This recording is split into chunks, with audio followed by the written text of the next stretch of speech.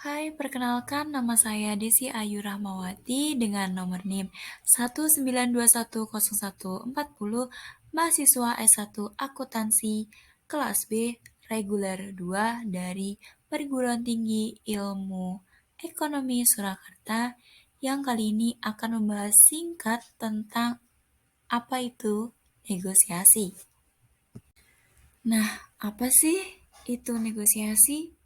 Negosiasi merupakan proses yang melibatkan dua orang atau lebih yang saling berinteraksi, mencari suatu kesepakatan kedua belah pihak, dan untuk mencapai tujuan yang dikehendaki bersama kedua belah pihak yang terlibat dalam suatu negosiasi.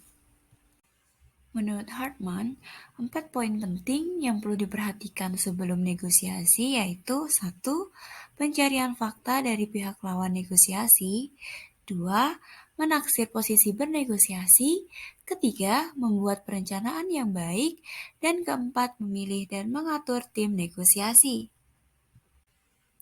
Kemudian, bernegosiasi itu ada prosesnya. Pertama, sasaran negosiasi, yaitu sebagai arah atau petunjuk bernegosiasi. Yang kedua, strategi negosiasi, yaitu cara atau teknik terbaik untuk mencapai tujuan bernegosiasi. Dan yang ketiga yaitu proses negosiasi.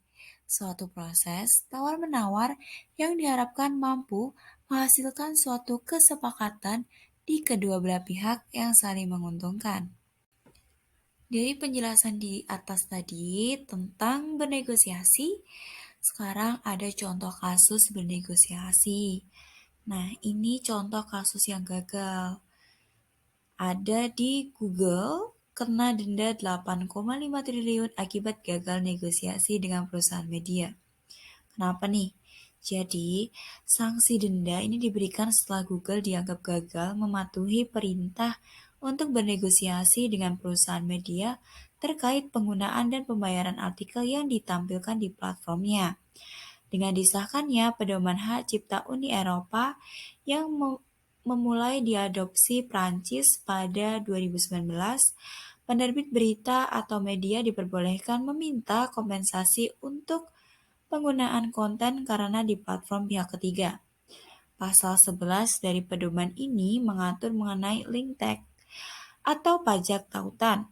Link text memberikan penerbit hak untuk meminta bayaran atas potongan artikel atau konten lainnya yang ditautkan di Google News. Menjelang pengesahan arahan, Google menguji peninjauan blank content yang ini tidak ada deskripsi pada pencapaian.